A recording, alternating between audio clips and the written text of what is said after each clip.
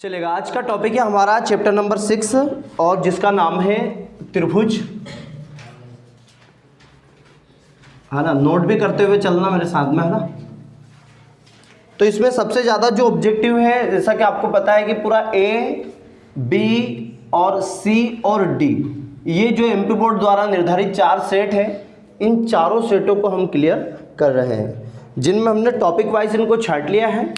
आप यदि question answer यदि कर रहे हैं तो ए बी सी डी के साथ आप करें। जब भी टेस्ट लगाएं तो उसको ए बी सी डी के साथ लगे, लेकिन एक कॉपी में नोट जरूर कर लीजिएगा पूरा क्वेश्चन विद उसका सॉल्यूशन, ताकि आप जब एग्जाम दे तो 3 से 4 दिन का यदि पेपर में छुट्टी है तो उसमें आराम से हम उसका रिवीजन कर पाए, ठीक है। क्योंकि इतना बड़ा बुक है, अभी तक आपने जितनी भी बुक बनाई है, कभी किस कॉपी में लिखा, कभी किस कॉपी में लिखा है ना। फिर अपन उसको ढूंढते फिर रहे 3 दिन में क्या क्या ढूंढेंगे। इसलिए आपके पास ये होना चाहिए एक कॉपी ऐसे कि जिसमें हम उसका कम से कम 3 से 4 घंटे में पूरा रिवीजन कर सके। 3 दिन लगातार छुट्टी में तीनों दिन आपका रिवीजन होना चाहिए, ठीक है ना। तो आज का जो पहला प्रश्न है आपका त्रिभुज, तो त्रिभुज से रिलेटेड, है ना। और त्रिभुज में जो इसमें बात होती है पूरी, हम उसकी बात कर लेते हैं समरूपता। और एक होता है आपका जो आपने कक्षा 9वीं में पढ़ा सर्वांगसम, है ना। ये दोनों होता है समरूपता और सर्वांगसम। इसको सिमिलरिटी बोलते हैं, इसको कॉन्ग्रुएंसी बोलते हैं, है ना। तो समरूपता का मतलब ये होता है जिनका आकार समान हो लेकिन माप बराबर ना हो या माप असमान हो, ठीक है। यानी कि जैसे कि हम बात करते हैं, ये एक मार्कर है, तो ये मार्कर है मतलब इनके आकार यदि समान है, ठीक है। एक ऐसे ही बड़ा मार्कर और सेम टू सेम एक जैसे लग रहे हैं, या आप यूं मान सकते हैं एक पिता पुत्र है जिनकी शक्ल एक जैसी है, एक जैसे लग रहे हैं, लेकिन वो आकार, मतलब आकार का मतलब वो नहीं है कि जिसको हम कह रहे हैं कि दोनों बराबर। आकार का मतलब ये होता है कि जो देखने में एक जैसे लग रहे हैं लेकिन उनकी जो माप है, जो उनका मेजरमेंट है वो डिफरेंट हो, जिसको हम क्या बोलते हैं, समरूपता। ये दोनों में डेफिनेशन क्लियर होनी चाहिए, एक तो समरूपता की और साथ में ही सर्वांगसम। दोनों सर्वांगसम का मतलब ये होता है कि जैसे कि एक त्रिभुज बनाया मैंने, एक ये त्रिभुज है और एक ये बड़ा त्रिभुज है ना। दोनों में अंतर समझ लीजिएगा ताकि हम ऑब्जेक्टिव या किसी भी प्रकार का वस्तुनिष्ठ प्रकार का प्रश्न आता है तो वही प्रश्न हल कर पाएंगे जिनका कॉन्सेप्ट बहुत स्ट्रॉन्ग होगा, ठीक है। अब देखिए ये दोनों समरूप है। मैंने एक समबाहु त्रिभुज बनाया है। समबाहु त्रिभुज का मतलब होता है जिसके तीनों कोण बराबर हो और तीनों भुजाएं भी बराबर हो, उसे हम समबाहु त्रिभुज कहते हैं। जैसे कि मैंने बोल दिया ये 6 सेंटीमीटर 6 सेंटीमीटर 6 सेंटीमीटर, यानी कि एक समबाहु त्रिभुज है जिसके प्रत्येक कोण का मान 60 डिग्री है। ये क्लियर हो गया, है ना। अब या भी त्रिभुज, ये मान लीजिए कि ये त्रिभुज हमने DEF लिया, क्या लिया है, DF। ये भी त्रिभुज आपका समबाहु त्रिभुज है, इसके प्रत्येक कोण का मान 60 डिग्री होगा। क्या होगा, 60 डिग्री होगा। लेकिन यहां जो भुजा है, यहां भुजा कितनी थी, 6, ये भुजा हमने 2 मान लिया है, ये 2-2 सेंटीमीटर। तो ये जो त्रिभुज होंगे ना, ये एक समरूप त्रिभुज होंगे। ये समरूप का सिंबल है ना। तो ये त्रिभुज समरूप होंगे। तो समरूप का मतलब क्या हुआ कि आकार, ये आकार का मतलब ये देखने में एक जैसा लग रहा है। आकार इसको नहीं बोल सकते कि ये भी बराबर, ये तो बड़ा है ये छोटा है ना। आकार हम कभी कभी उसको बोलते हैं आकार, मतलब वो एक जैसे लग रहे हैं, ठीक है। आकार तो उनके समान हो लेकिन उनका जो माप है, माप जो मेजरमेंट है वो असमान होता है। देखिएगा यहाँ ये 6 सेंटीमीटर है और ये 2 सेंटीमीटर है, ठीक। ये 60 डिग्री है, ये 60 डिग्री है, तो कोण तो बराबर। अब यहाँ पे समरूपता की डेफिनेशन हम क्या करेंगे कि यानी कि जो संगत कोण, संगत मतलब जो साथ वाला कोण, एक एक लाइन का यहां पर एक एक शब्द का नंबर आपको मिलेगा कि जो संगत कोण होंगे, है ना, जो संगत कोण होंगे वो तो बराबर होंगे। संगत कोण बराबर, संगत कोण मतलब साथ वाले कोण, करेस्पॉन्डिंग एंगल्स आर इक्वल, ठीक। संगत कोण बराबर और संगत भुजा, संगत भुजा उसको बराबर नहीं लिखेंगे।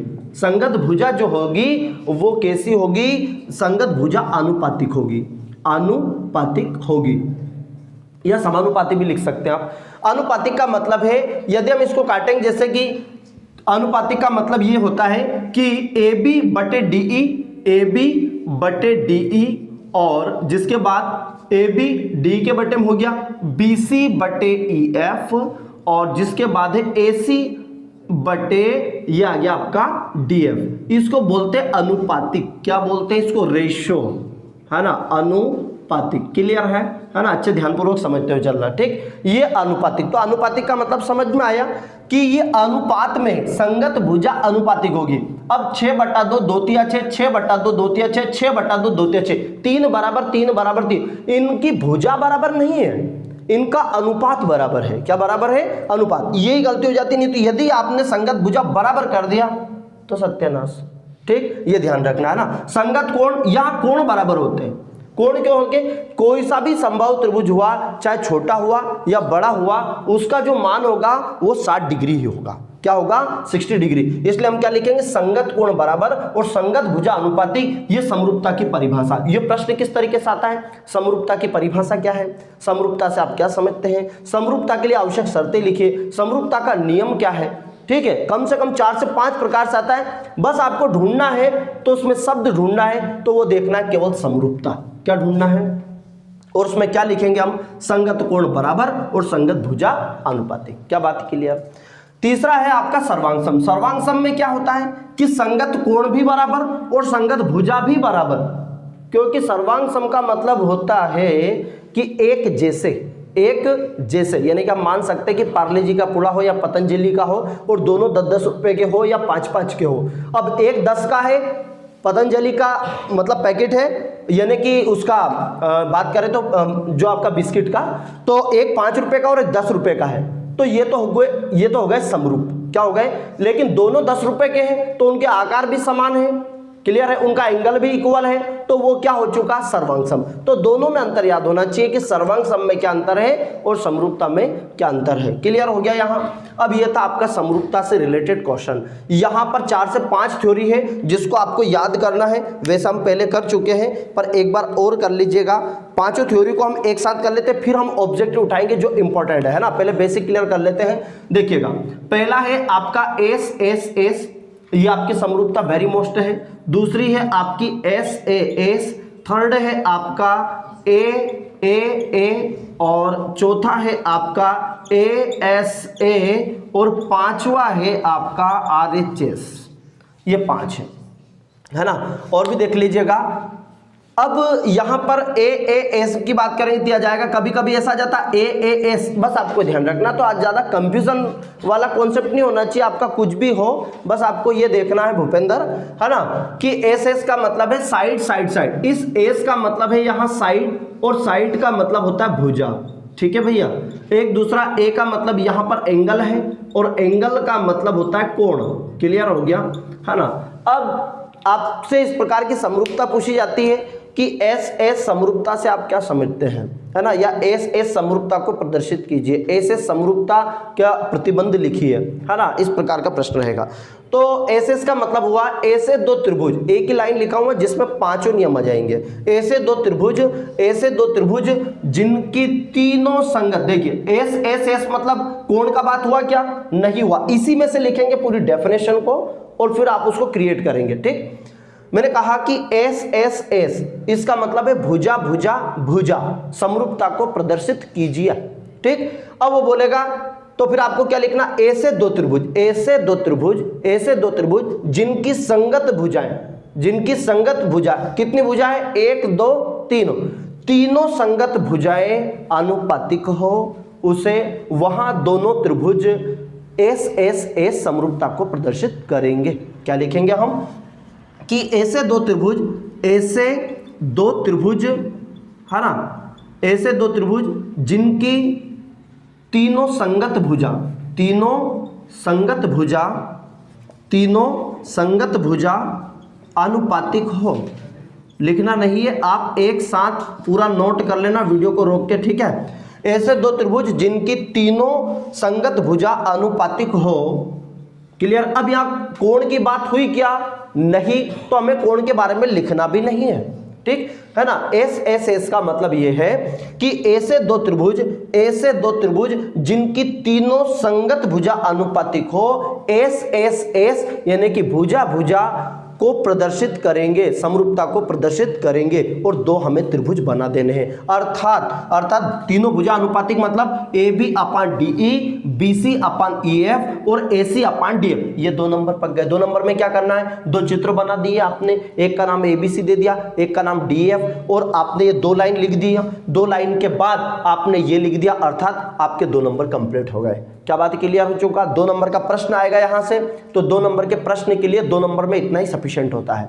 ठीक। दूसरा आपको क्या लिखना, एस ए एस, इसका मतलब है 2 तो साइड दिख रही है आपको इसमें और एक क्या दिख रहा है, कोण। इसको ध्यानपूर्वक समझिए। एस ए एस मतलब क्या हुआ, भुजा कोण भुजा समरूपता क्या होती है। तो भुजा कोण भुजा क्या हुआ कि ए से 2 त्रिभुज, देखिए ए से 2 त्रिभुज, अब तीनों संगत लिया था ना, ए से 2 त्रिभुज जिनकी 2 संगत भुजा, जिनकी 2 संगत भुजा, अब 3 की जगह कितनी हो जाएगी, जिनकी 2 संगत भुजा एवं एक संगत कोण, एक संगत कोण कैसा हो। देखिए ये तो संगत भुजा, देखिए ए से 2 त्रिभुज जिनकी 2, ये आपको 2 ही नियम में लिखना है सभी, ठीक है ना। ए से 2 त्रिभुज जिनकी 2 संगत भुजा अनुपातिक हो, भुजा तो कैसी होगी, अनुपातिक, भुजा कैसी, अनुपातिक, संगत भुजा अनुपातिक हो एवं एक संगत कोण कैसा हो, बराबर हो, तो वो ए से एस को प्रदर्शित करेगा। क्या बात क्लियर हो चुकी है? थर्ड वाला पॉइंट है आपका ए ए ए, एंगल एंगल एंगल। इसका मतलब है ए से 2 त्रिभुज, ए से 2 त्रिभुज जो कोण कोण कोण 3 है ना, ए से 2 त्रिभुज जिनकी तीनों संगत कोण, जिनके तीनों संगत कोण बराबर हो, क्योंकि कोण आएगा तो बराबर आएगा, भुजा आएगा तो अनुपातिक। ये माइंड में बिल्कुल ऐसा फिक्स हो जाना चाहिए कि भुजा दिखे तो अनुपातिक, कोण दिखे तो बराबर। पार्ट 6 की बात है केवल, नहीं तो हर जगह कोण है तो बराबर और भुजा है तो अनुपातिक, ठीक है, केवल इसी के लिए है ना। देखिए एंगल एंगल एंगल हो गया। अगला है ए एस ए, ए से 2 त्रिभुज, ए से 2 त्रिभुज जिनके 2 संगत कोण बराबर हो एवं एक संगत भुजा अनुपातिक हो। क्लियर हो गया है ना। एक मात्र बचता है वो है आरएचएस। ये आरएचएस क्या है ना, तो आरएचएस को भी साथ में देख लीजिएगा, सेम टू सेम है, बस इसमें जो आरएचएस है वो आपका समकोण त्रिभुज है। कैसा है, ये मैंने 2 त्रिभुज लिए, ठीक है, ठीक, ये आपका ABC और ये है आपका DEF, ठीक है, 2 त्रिभुज बनाया आपने। और त्रिभुज यदि बनाया तो आप जानते हैं कि ये 90 डिग्री होता है और इसके सामने की भुजा कर्ण होती है ना। तो ये इन दोनों में कर्ण है, यानी कि हाइपोटेनियस साइड है और ये भी कर्ण है। ओके, तो ऐसे RHS का मतलब होता है right angle hypotenuse side, right angle hypotenuse side, यानी ये RHS राइट हैंड साइड नहीं है, जो LHS RHS है ना, नहीं तो RHS मान लिया अपन राइट हैंड साइड है ना। राइट एंगल हाइपोटेनस साइड, इसका मतलब है हिंदी में राइट एंगल मतलब समकोण, राइट एंगल मतलब समकोण, हाइपोटेनस मतलब कर्ण, समकोण कर्ण भुजा, प्रमेय का नाम क्या है, समकोण कर्ण भुजा समरूपता को प्रदर्शित कीजिए। ठीक है, अब इसको कैसे लिखेंगे भैया, देखिए ए से 2 समकोण त्रिभुज, बात किसकी, अब समकोण की, त्रिभुज की नहीं, समकोण त्रिभुज की। ठीक, ए से 2 समकोण त्रिभुज, ए से 2 समकोण त्रिभुज जिसमें एक कोण 90 डिग्री, एक कोण 90 डिग्री, देखिए संगत कोण 90 डिग्री है, ये 90 है तो ये भी 90, एक संगत कोण 90 डिग्री एवं कर्ण, और वो बोल रहा है एक तो कर्ण भुजा होनी चाहिए, कितनी भुजा इसमें 3, एक तो कर्ण, ये लंब, ये आधार, ये लंब, ये आधार। तो उन्होंने कहा कि दोनों त्रिभुज समकोण होना चाहिए, हो गया, तो कि ऐसे 2 त्रिभुज कि वो पहले तो समकोण हो, पहले तो क्या हो, वो समकोण हो, साथ में एक कोण 90, अब स्वाभाविक सी बात है यदि समकोण है तो 90 डिग्री होगा, साथ में कर्ण भुजा एवं दोनों में से एक लंब या आधार, दोनों में से किसी एक भुजा अनुपातिक हो। एक तो कर्ण भुजा हो, क्या क्या लिखा अपन ने, संगत कोण मतलब 90 डिग्री, बोला संगत कोण बराबर हो, संगत कोण बराबर हो गया। दूसरा, अब कोण की बात हो चुकी कि आपका 90 डिग्री है, तो संगत कोण तो कैसा हो गया, बराबर, संगत कोण बराबर अर्थात वो 90 डिग्री हो। ठीक है, संगत कोण बराबर। दूसरा, कर्ण भुजा संगत कर्ण, संगत का मतलब ये होता है कि दोनों, संगत का मतलब हो जाता है दोनों, ठीक है ना, करेस्पॉन्डिंग बोलते हैं जिसको, है ना। संगत कर्ण भुजा एवं दोनों में से एक संगत भुजा, एक, ये मैं उर्दू में लिखता हूं, आप इसको हिंदी में कन्वर्ट करेंगे, ठीक है, ये दिख रहा है ना, ठीक। अब देखिएगा, संगत कोण बराबर एवं संगत कर्ण भुजा एवं दोनों में से एक संगत भुजा, एक संगत भुजा, भुजा शब्द आया तो क्या आएगा, अनुपातिक, कोण आया तो बराबर। इसी एक परिभाषा से हमने पूरी परिभाषा को बनाया, बाकी अलग अलग मत रटना नहीं, परीक्षा अध्ययन में अलग अलग आप कर रहे हैं, परीक्षा बोर्ड से अलग कर रहे हैं, किताब से अलग कर रहे हैं, सब खिचड़ी हो जाएगा और खिचड़ी का कोई स्वाद नहीं होता है, ठीक है। अब देखिएगा, संगत भुजा कैसी हो, आनुपातिक हो, कैसी हो, अनुपातिक हो, क्या बात क्लियर है। तो ये आरएचएस का ही अलग था केवल, बाकी तो सब सेम थे, सिंपल हमें दो त्रिभुज लेने थे और इसमें कितने हैं अपने पास, देखो ये पूरे समकोण है, इसमें क्लियर हो गया। तो यहाँ आपको पांचों नियम आप अच्छे से इसको नोट डाउन कर लीजिए। जो इम्पोर्टेंट चैप्टर नंबर 6 के ये था पूरा थ्योरम के साथ में एक थ्योरम और बचा है, उसको भी थोड़ा समझा देता हूँ, थेल्स प्रमेय, जिसको इंग्लिश मतलब हिंदी में ही बोलते हैं आधारभूत अनुपातिकता, आधारभूत अनुपातिकता, है ना, इसको समझ लीजिएगा पूरा। और एक पाइथागोरस थ्योरम, फिर इससे रिलेटेड हम क्वेश्चन को देख लेते हैं, है ना। तो आधारभूत, इसको इंग्लिश में भी थेल्स ही बोलते हैं, करेक्ट है ना, आधारभूत, है ना, फंडामेंटल थ्योरम बोलते हैं। आधारभूत अनुपातिकता प्रमेय क्या है, तो आधारभूत अनुपातिकता प्रमेय का मतलब ये होता है कि कोई सा भी एक ही त्रिभुज रहेगा पर त्रिभुज के अंदर त्रिभुज रहेगा। ये क्या हुआ, देखिएगा, देखिए एक ये त्रिभुज है, ये त्रिभुज हो गया, ये मैंने लिया ABC, तो किसी त्रिभुज की इसे एक एक शब्द पर आपका पूरा ध्यान होना चाहिए, इसका विलोम भी आपको लिखना है क्योंकि इसका कथन भी आता है लिखने के लिए कि कथन लिखिए, और इससे रिलेटेड क्वेश्चन भी आता है, ठीक है भैया। तो मतलब किसी त्रिभुज की, है ना, इसको आप बिना देखे लिख के देखिए यदि याद है तो, किसी त्रिभुज की एक भुजा के समांतर एक सरल रेखा खींची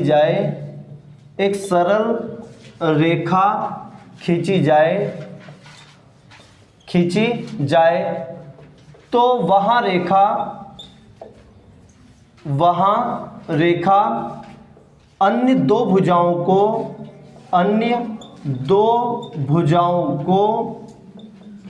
समान अनुपात में विभाजित करती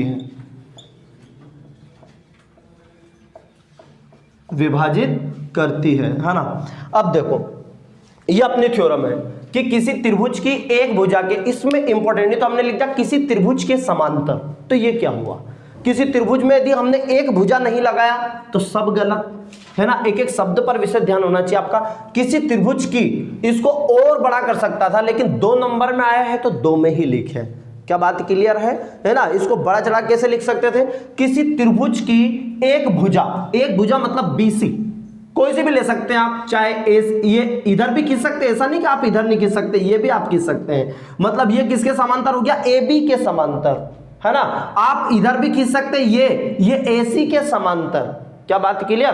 तो मतलब क्या लिखेंगे हम, किसी त्रिभुज की एक भुजा मतलब मैं यहां लिख रहा हूं BC, ताकि आप कभी भी कई साल बाद भी देखें तो चीजें समझ आनी चाहिए, ठीक है।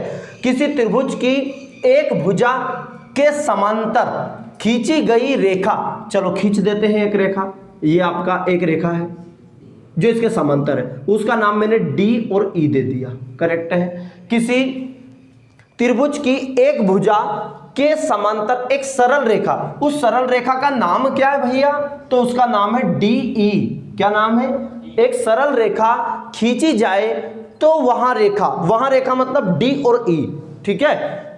तो वहां रेखा अन्य दो भुजा कौन सी है, AB और AC, अन्य दो भुजा मतलब AB और AC, ठीक है, अन्य दो भुजाओं को समान अनुपात में विभाजित करती है। ये लाइन याद हुई कि नहीं?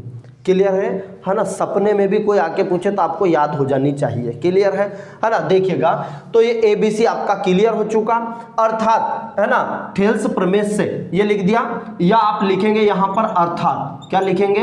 अर्थात। ठीक, अर्थात मतलब क्या हुआ? समान अनुपात में विभाजित करती है। तो क्या लिखा? AD/DB और इसके बाद AE/EC। ये थोड़ा सा समझ लीजिएगा क्योंकि ये सिद्ध करने के लिए भी आती है और इससे प्रश्न भी आते हैं। AD/DB और AE/EC कभी कभी क्या होता है, ये इस रूप में मिलती है अपने को कि AD/AB और AE/AC। कभी कभी ये इस रूप में भी मिलती है, नहीं तो ढूंढते फिर है कि सर ये क्या था। ठीक है, ये तो भुजाओं का अनुपात में कर रही थी। AD/AB, ये AB का अनुपात देखिए, AD और बटे में कौन सी बड़ी भुजा पूरी ले ली? AB। तो इधर भी देखो AE और बटे में पूरा हमने लिया AC। ठीक है भैया, अब इसी तरीके से यहां देखो AD/DB या AE/EC, ये मेन है, पर सबसे ज्यादा यूज ये होती है। कभी कभी ये भी दे तो आप कंफ्यूज मत होना, है ना? देखिएगा, तो AD/DB बराबर AE/EC, ये थेल्स प्रमेय है, कई बार प्रूव करने के लिए आती है। अब इसी का विलोम क्या है? विलोम का मतलब उल्टा। विलोम का मतलब क्या होता है? उल्टा। तो उसमें क्या करेंगे, इसमें दिया है कि समांतर भुजा दी है। कैसी दी है? समांतर, कि भुजा आपको समांतर दिया है, DE/BC के समांतर दिया गया है, भुजा समांतर है और सिद्ध करना है कि क्या यहां अनुपात में विभाजित करती है। ठीक है, लेकिन अब हमारे पास यदि इसका विलोम आता है तो क्या लिखेंगे? थेल्स का विलोम लिखे तो कुछ नहीं करना है, क्या करना है कि यदि, अब उसमें क्या है, यदि ये अनुपात में विभाजित, ये नीचे वाली जो लाइन है ना, ये ऊपर चली जाएगी और ऊपर वाली नीचे जाएगी, इसी को तो उल्टा बोलते हैं। ठीक है, अलग से कोई याद नहीं करना, इसी में बनाएंगे हम। देखिए, यदि किसी त्रिभुज में D और E AB व AC के मध्य बिंदु हो, DC देखिए ये मध्य बिंदु हो, या दो रेखाओं पर स्थित हो, AB और AC पर स्थित हो। क्लियर है? तो वहां यदि वो अनुपात में विभाजित कर रहे हैं, क्या कर रहे हैं? यदि वो अनुपात में विभाजित कर रहे हैं तो सिद्ध कीजिए कि क्या वहां उस रेखा के जो बची हुई शेष रेखा उसके क्या समांतर है। तो ये आपको सिद्ध करना है। क्या सिद्ध करना है कि यदि ये रेखा अनुपात में विभाजित कर रही है, यदि कोई एक सरल रेखा सामने वाली भुजा को, है ना, या अन्य दो भुजाओं को समान अनुपात में विभाजित कर रही है, तो वहां रेखा सामने वाली भुजा के समांतर होगी। मतलब ये इसका अपोजिट है। क्लियर है? क्या करना है? पूरा अपोजिट कर देंगे। ये वाली लाइन कि यदि किसी त्रिभुज में देखिए, किसी त्रिभुज में यदि कोई रेखा अन्य दो भुजाओं को समान अनुपात में विभाजित करती है तो वहां तीसरी भुजा के समांतर हो गई। क्लियर है? इसको ऊपर नीचे करने का ही पूरा नंबर मिलता है, पर ये सूझनी पड़ती सर लिखे कहां से। ठीक है, इधर देखिए, यहां लिखना है, ये अनुपात ऊपर आ जाएगा, अनुपात दिया है आ जाएगा, और जो सिद्ध करना है वो समांतर हो जाएगा कि DE समांतर BC, ये आपका सिद्ध करने वाला हो जाएगा। तो दोनों नियम हो गया, एक तो आपका थेल्स भी आता है और थेल्स का विलोम भी होता है। इनको अच्छे कंठस्थ आप कंप्लीट कर लीजिएगा, ये आपकी बुक में भी दिया है और उदाहरण में दिया है, उससे आप इसको अच्छे से कर लीजिएगा। ठीक है, चित्र बना के आना है वहां पर, इसी का आपका 2 नंबर मिलेगा। दूसरा है आपका पाइथागोरस प्रमेय। जो पाइथागोरस है, पाइथागोरस PG प्रमेय। ठीक है, पाइथागोरस प्रमेय, और सेम टू सेम इसी का भी विलोम पूछा जाता है। पाइथागोरस प्रमेय क्या है, इसका विलोम लिखे है, पाइथागोरस प्रमेय का कथन लिखे है ना। तो ये तो हम शुरू से लिखते आ रहे हैं, इसको तो मुझे नहीं लगा कोई भी प्राणी इसको गलत करेगा। ठीक है, देखिएगा, ये प्रमेय सबसे ज्यादा यूज होगी। ये अपन ने त्रिभुज बनाया है ना, बढ़िया से। ठीक, देखिए, किसी समकोण त्रिभुज में या किसी त्रिभुज में क्या लिखेंगे हम, क्योंकि हमें नहीं पता है कि ये समकोण त्रिभुज है कि नहीं। ठीक है, पाइथागोरस प्रमेय है, तो किसी त्रिभुज में, है ना, बड़ी भुजा का वर्ग। अब बड़ी भुजा मान लीजिए ये है, ठीक है, कर्ण है, ये लंब, ये आधार है ना। किसी त्रिभुज में या किसी, अब ये मान लीजिए, देखिए पाइथागोरस प्रमेय है तो ये समकोण में लग रहा है, लेकिन इसका जो विलोम है वो आपको सिद्ध करना है कि समकोण है। थोड़ा सा ध्यान रखना है, किसी त्रिभुज में, किसी समकोण त्रिभुज में कर्ण का वर्ग, किसी समकोण त्रिभुज में, ये तो याद भी आपको, किसी समकोण त्रिभुज में, कि इसके विलोम के लिए लिख रहे हैं, किसी समकोण त्रिभुज में कर्ण का वर्ग, कर्ण मतलब बड़ी भुजा, कर्ण का वर्ग, इसको आप बड़ी भुजा भी लिख सकते हैं, कर्ण का वर्ग अन्य दो भुजाओं के वर्गों के योग के बराबर होता है। ये लिखना है, क्या लिखना आपको, किसी समकोण त्रिभुज में कर्ण का वर्ग अन्य दो भुजा के वर्गों के, ये पूरा लिखना, वर्गों के योग के बराबर होता है। ठीक है, ये हमने इसकी डेफिनेशन इसको लिखा, ये पाइथागोरस प्रमेय कि किसी समकोण त्रिभुज में कर्ण का वर्ग अन्य दो भुजा के वर्गों के योग के बराबर होता है ना। Sum of square of other two sides are equal, है ना, जो दोनों साइड है उसके इक्वल के बराबर होता है। चलिएगा अब देखते हैं इसमें, है ना, अब देखिएगा कि अब इसका विलोम कैसे करें। अब इसके विलोम की बात आती है तो वो समझ लीजिएगा। विलोम में क्या हुआ कि दिया था, क्या दिया था, समकोण त्रिभुज, किसी समकोण त्रिभुज में दिया था ना, किसी समकोण त्रिभुज में कर्ण का वर्ग अन्य दो भुजा के वर्ग के योग के बराबर होता है। लेकिन जो विलोम है ना उसमें क्या, यदि बड़ी भुजा का वर्ग, हमें यह नहीं पता कि समकोण त्रिभुज है, यदि बड़ी भुजा का किसी त्रिभुज में बड़ी भुजा का वर्ग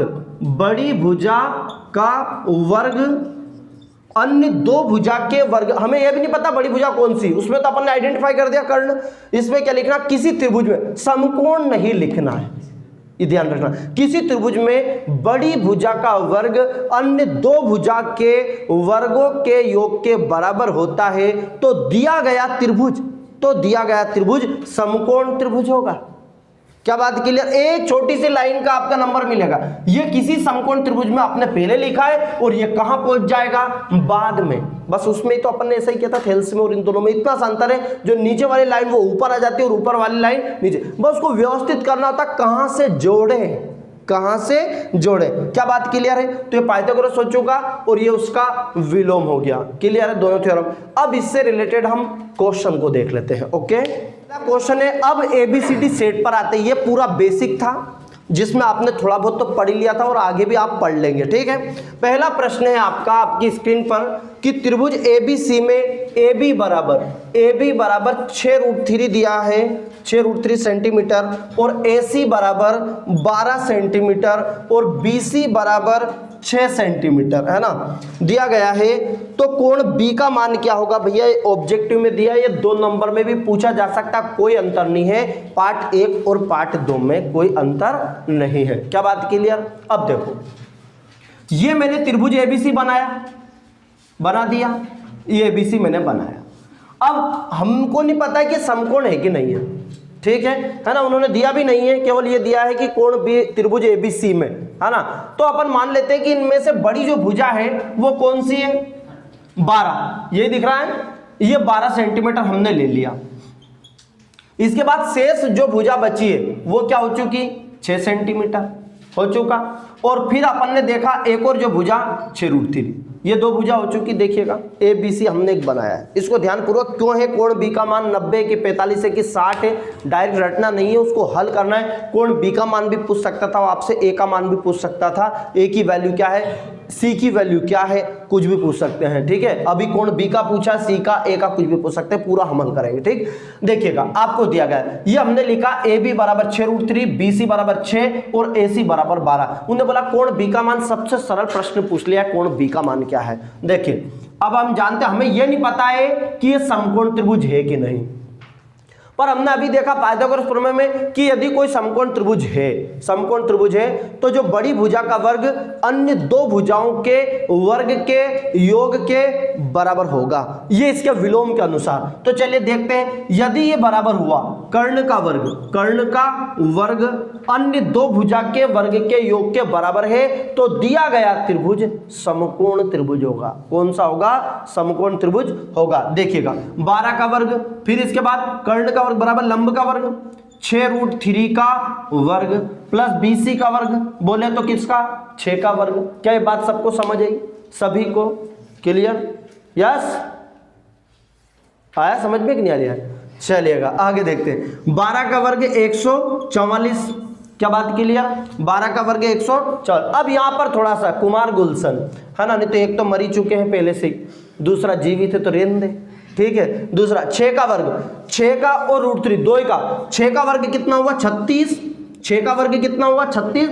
अब यहाँ गलती होती है, √3 इंटू √3, यहाँ पर 2 है, 6√3 इंटू 6√3। देखिएगा आपको पता वर्ग है तो इसका कितनी बार गुना, 2 बार, तो 6 का तो आपस में गुना हो गया 36 और √3 इंटू √3 कितना हो गया 3। ये थोड़ा विशेष ध्यान रखें, है ना, नहीं तो सूझ नहीं पड़ती कि √3 का मतलब क्या, सीधा √3 लिख दिया, इसका मतलब वर्ग है तो वर्ग है। देखिएगा तो कितना हो गया 3 प्लस फिर 6 का वर्ग कितना हो गया 36, है ना, 6 इंटू 6 36 हो गया, ठीक है ना।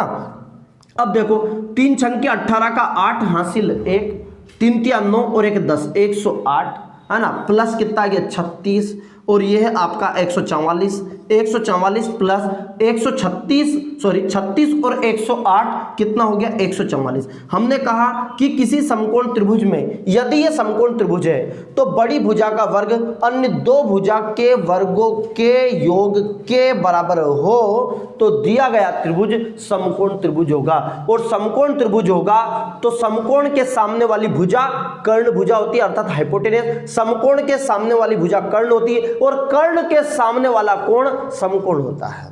क्लियर है? देखिएगा अपने को ये पता है कि अब ये कर्ण भुजा है, क्या हुआ तो समकोण के सामने की भुजा यदि कर्ण है तो कर्ण के सामने वाला कोण भी समकोण होगा और समकोण होगा तो इसका मान कितना हो जाएगा 90 डिग्री। आपसे पूछा, ध्यान रखिए कि कोण बी का मान क्या है। क्या पूछा आपसे कि कोण बी का मान क्या है। आपसे यहां पर कोई सी भी वैल्यू पूछ सकते थे। मान लीजिए मैंने tan a का मान पूछूं, मैं किससे पूछूं tan a, a का मतलब लंब बटे आधार होता है, a का मतलब लंब बटे आधार, a का मतलब ये लंब है 6/6√3, 6/6√3। देखिएगा ध्यान समझ, किसी में भी मान रख सकते हैं। मान लीजिए मैंने tan a निकाला, क्या निकाला tan a, ABC का मान बता रहा हूं मैं, है ना, ये तो हो चुका कोण बी का मान। आपसे इतने पूछा, आपको इतने करना है, ठीक। tan a का पूछते तो tan a का मतलब कोण के, अभी पार्ट 8 है त्रिकोणमिति, ठीक है, कोण के सामने की भुजा लंब होती है, ध्यान रखना, समकोण के सामने की भुजा कर्ण होती है, समकोण के सामने की भुजा कर्ण होती है और कोण के सामने की भुजा लंब होती है, शेष बची हुई भुजा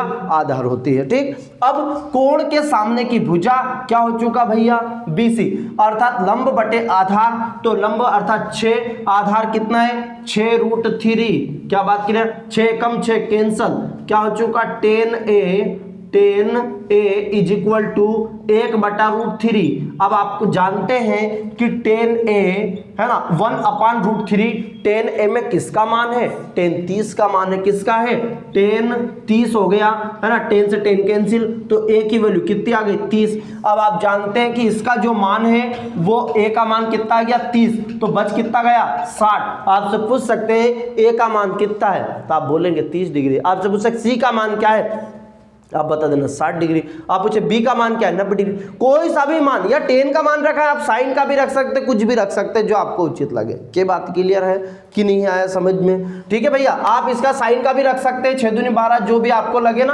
आप साइन का भी रख सकते हैं, जो आपको उचित लगे। आप किसी का भी मान रख सकते हैं, ABC का मान निकल के ही आएगा। क्या प्रश्न समझ आया? क्लियर है? इसको बिना देखे 180 की रफ्तार से नोट डाउन कर दीजिएगा, है ना। और दूसरा क्वेश्चन आपके इसमें लिखा हुआ स्क्रीन पर कि दो समान कोणिक, ये पढ़ लीजिएगा, इतने में रफ कर देता हूं। दो समान कोणिक त्रिभुजों में उनकी संगत भुजाओं का अनुपात कैसा होता है? रिक्त स्थान है ये दूसरा, है ना, तो इसमें जो आंसर आएगा वो बराबर होता है। कैसा होता है? बराबर। ये हमने किया ही है कि समान कोणिक का मतलब है कोई सा भी त्रिभुज की बात है तो त्रिभुज है। अब ये समान कोणिक का मतलब ये हुआ एकमात्र त्रिभुज, एकमात्र जो त्रिभुज होता है जिनके कोण बराबर होते हैं वो होता है समबाहु। क्या होता है? 3 त्रिभुज है, समबाहु, समद्विबाहु और विषमबाहु। समद्विबाहु, समकोण समद्विबाहु, समकोण न्यून कोण अधिक कोण, 6 हैं जितने भी, उन सब में एकमात्र त्रिभुज आपका है तो वो कौन सा है? समबाहु त्रिभुज, जो समरूपता को प्रदर्शित करता है। किसको प्रदर्शित करता है? समरूपता को। दूसरा, चतुर्भुज में एकमात्र त्रिभुज है वो है वर्ग। कौन सा है? वर्ग है, समचतुर्भुज है, आयत है ना, समलंब चतुर्भुज है। इन सभी में से एकमात्र जो इंपॉर्टेंट जो वर्ग है जो कि समरूप है। सभी वर्ग समरूप होते हैं। क्यों? क्योंकि उनके सभी कोण आपस में बराबर होते हैं, अर्थात 90-90 डिग्री का होता है। समबाहु त्रिभुज में प्रत्येक कोण 60 डिग्री का होता है, अर्थात समान कोणिक बोलते हैं। समान कोणिक का मतलब समान कोण, और समान कोण किसमें होता है? केवल समबाहु त्रिभुज में। के बात क्लियर? शब्दावली पर विशेष ध्यान होना चाहिए आपका। दूसरा, वर्ग में समान कोणिक चतुर्भुज होता तो प्रत्येक कोण 90 डिग्री, अर्थात वो प्रत्येक भुजा भी अनुपातिक अर्थात बराबर, प्रत्येक भुजा भी बराबर, अर्थात वो कौन सा है? वर्ग है। नहीं तो आप प्रत्येक कोण की बात करें तो ये आयत में भी होता है 90-90, लेकिन इसकी जो भुजा होती है वो आमने सामने की बराबर होती है, ना कि बराबर। आमने सामने की सम्मुख भुजाएं बराबर होती, opposite sides are equal and each angle is right angle. प्रत्येक कोण तो 90 डिग्री के हो गए और सामने की जो भुजा हो गई वो क्या हो गई? बराबर। क्लियर? पर वर्ग में ऐसा नहीं होता है। इसके प्रत्येक कोण यदि बराबर है तो प्रत्येक भुजा भी बराबर होती है। इसलिए यदि समान कोणिक की बात करें, समान कोणिक और अनुपातिक भुजा की बात करें तो वो वर्ग है, और इधर कौन सा है? समबाहु त्रिभुज। पर आपसे प्रश्न क्या पूछा है? अब वापस प्रश्न पे आता हूं मैं, है ना। मैं इसलिए कर रहा हूं कि इसका मतलब ये नहीं कि सेम टू सेम प्रश्न आपका परीक्षा में आएगा, पर इससे रिलेटेड एक भी प्रश्न आ गया तो आपका प्रश्न छूटना नहीं चाहिए। ठीक है। दो समान कोणिक त्रिभुजों में उनकी संगत भुजाओं का अनुपात सदैव बराबर होता है। कैसा होता है? सदैव बराबर होता है। बराबर की जगह सदैव समान भी हो सकता है यदि सत्य सत्य में आए तो। ठीक है। अगला है तीसरा, क्या सभी वर्ग समरूप होते हैं? अभी बताया था मैंने, सभी वर्ग कैसे होते हैं? समरूप होते हैं। चौथा है, यदि एक त्रिभुज में किसी एक भुजा का वर्ग अन्य दो भुजा के, ये आपको स्क्रीन पर दिख रहा है, मुझे नहीं दिख रहा पर आपको दिख रहा है। देखा? देखिए, यदि एक त्रिभुज में किसी एक भुजा का वर्ग अन्य दो भुजा के वर्गों के योग के बराबर हो तो पहली भुजा का जो सम्मुख कोण होगा वो 90 डिग्री होगा। अभी बताया था कि यदि पाइथागोरस प्रमेय है तो समकोण के सामने की भुजा यदि कर्ण है तो कर्ण के सामने का जो कोण होगा वो 90 डिग्री होगा, अर्थात इसका मान क्या होगा? 90 डिग्री। अगला है, वे सभी आकृतियां जिनका आकार समान होता है परंतु माप समान होना आवश्यक नहीं है, वे आकृतियां समरूप आकृतियां कहलाती है। क्या कहलाती है ना? माप समान होना नहीं, इसका मतलब क्या है? उनने कहा है कि माप समान होना आवश्यक नहीं है, लेकिन माप का आनुपातिक होना आवश्यक है। यहां पर यह भी लिख सकते थे कि जो माप होगा वो आनुपातिक होगा, माप होगा वो आनुपातिक होगा और आकार समान होगा। क्लियर है? चलेगा। आगे करते पांचवा छठा, थेल्स प्रमेय का कथन है। तो थेल्स प्रमेय का कथन हम लिख चुके, फिर से बोलिए और लिखिए एक एक प्रश्न को। थेल्स प्रमेय लिख चुके हैं कि किसी त्रिभुज में एक भुजा के समांतर एक सरल रेखा खींची जाए तो वह अन्य दो भुजाओं को समान अनुपात में विभक्त करती है। क्लियर? आगे, दो समरूप त्रिभुजों की भुजाओं का अनुपात। सातवां प्रश्न ये देख लीजिएगा भैया थोड़ा सा, है ना। सातवां ऑब्जेक्टिव है और ध्यानपूर्वक कर लीजिएगा इसको कंप्लीट। आपसे पूछा है कि दो समरूप त्रिभुजों की भुजाओं का अनुपात। तो मैं बता देता हूं कि यदि समरूप त्रिभुज, दो समरूप त्रिभुज, ये वेरी मोस्ट थ्योरम है भैया, ये 2011 की ऐश्वर्या राय है। ठीक है। इस थ्योरम का नाम था, मतलब है ना, अब तो चेंज हो चुके, नए नए आ चुके हैं, ये उस समय की बात है। देखिए A B C और ये D E और ये F, है ना। तो देखिएगा कि कोई दो समरूप त्रिभुजों के क्षेत्रफलों का अनुपात, ध्यान समझना, किसी त्रिभुज मतलब दो त्रिभुज है, दो त्रिभुजों की क्षेत्रफलों का अनुपात, दो त्रिभुजों की क्षेत्रफलों का अनुपात उनकी संगत भुजाओं के वर्गों के अनुपात के बराबर होता है। यदि ये समरूप त्रिभुज है, कैसे त्रिभुज है? यदि ये समरूप त्रिभुज है, दो समरूप त्रिभुजों के, दो समरूप दो समरूप, थोड़ा सा स्पीड से लिख दूंगा बाकी आपकी किताब में, दो समरूप त्रिभुजों के क्षेत्रफलों का अनुपात, क्षेत्रफलों का अनुपात उनकी संगत भुजा, उनकी संगत भुजा है ना, भुजा के वर्गों के अनुपात के बराबर होता है ना। थोड़ा सा मैंने कहा ना मैं उर्दू में लिखूंगा, आपको ट्रांसलेट करके हिंदी में लिखना है। वर्गों के अनुपात के बराबर होता है ना, मतलब ऐसा आपको याद हो जाना चाहिए। क्लियर है, मैं ऐसे कह रहा हूं मतलब, है ना। और याद हो सकता है कि नहीं, हो जाएगा। ठीक है, एक शब्द भी इधर उधर नहीं होना चाहिए, ठीक है, इधर ही होना चाहिए।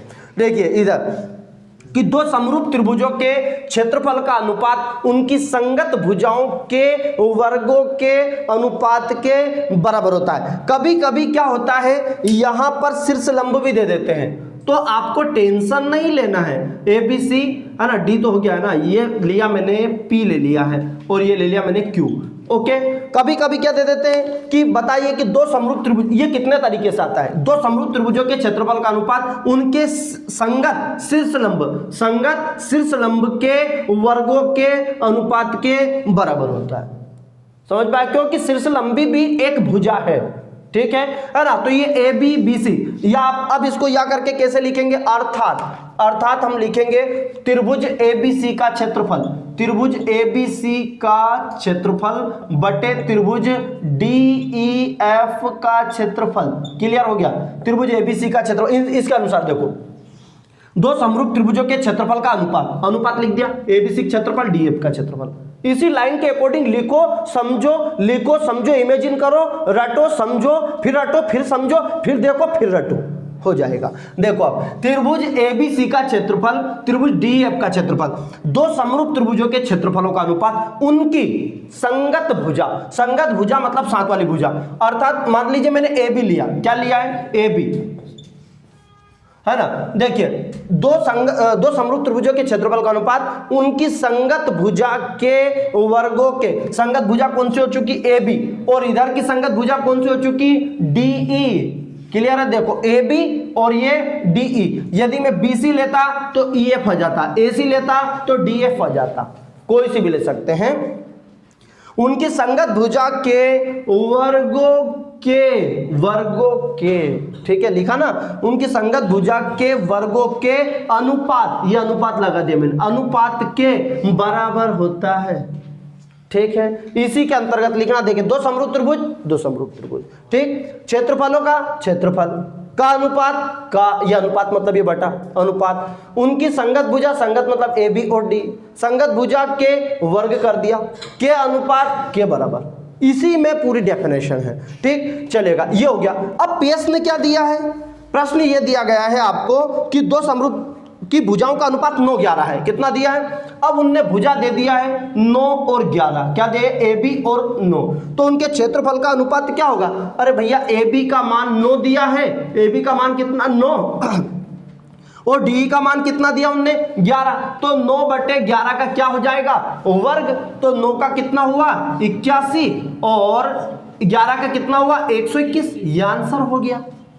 ठीक है भैया, पर यही उल्टा आता है कभी कभी कि यदि उनके क्षेत्रफलों का अनुपात 81:121 है, तो उनकी भुजाओं का अनुपात क्या होगा, तो सीधा वर्ग निकाल देना, 81 का 9, 121 का 11, अपोजिट आ जाए, नहीं तो आप ढूंढते फिर पता चले, नहीं तो 81 का वर्ग कर दिया, 121 का वर्ग कर दिया, ये मत कर देना, ठीक है, हो जाता है ना। तो आपको थोड़ा सा समझ में आ जाएगा कि इतनी बड़ी संख्या तो इसका वर्ग आएगा, कोई बात दिक्कत, कोई समस्या, कोई परेशानी नहीं है ना। अब ऐसे प्रश्न एक और है, एक नीचे आपको एक और दिया है, 10वां इसी के साथ कर लेते हैं, नहीं तो आगे पीछे होगा। दो समरूप त्रिभुजों की भुजाएं 4:9 दिया है। अब मैं आपको फिर डायरेक्ट 5-7 क्वेश्चन अभी दूंगा इसके जैसे। 4:9 दिया, कितना दिया है, भुजा का अनुपात दिया है, किसका दिया है, तो उनके क्षेत्रफल क्या होंगे, तो भैया क्षेत्रफल ज्यादा होगा। ये आप देखिए कैसे समझेंगे कि जो क्षेत्रफल है ना वो हमेशा ज्यादा होगा भुजा से, तो क्षेत्रफल का ज्यादा होगा, भुजा का कम होगा। ऐसे आपको याद रखना है। तो 4 का वर्ग कितना हुआ 16, 9 का वर्ग कितना हुआ 81, ये आंसर हो गया। यदि मैं बोल देता कि इनके क्षेत्रफलों का अनुपात 16:81 है, तो बताओ इनके भुजाओं का अनुपात क्या होगा, इनके शीर्ष लंब का अनुपात क्या होगा। तो क्या लिख देते 4:9। एक स्पीड से दे रहा हूं कि यदि इनकी भुजा का अनुपात मैंने लिख दिया 25 और 36 है, सॉरी इनका वर्ग मतलब क्षेत्रफल का अनुपात 25-36 दिया, तो बता भुजा का अनुपात क्या हुआ, बोलो। Very good, 5:6। आपके मन से भी आवाज निकलना चाहिए, आपसे कह रहा हूं, ठीक। 5:6 क्लियर है। तो ये हमारे कुछ थ्योरम थे और जिसमें हमने लगभग किया पार्ट ए था ये पार्ट 6 का। पार्ट 2 रहेगा, इसका पार्ट 2 में हम पूरे क्वेश्चन को भी देख लेंगे, साथ में लगभग क्वेश्चन ऑब्जेक्टिव दोनों ही क्लियर हुआ है। ओके, जय हिंद, जय मां भारती।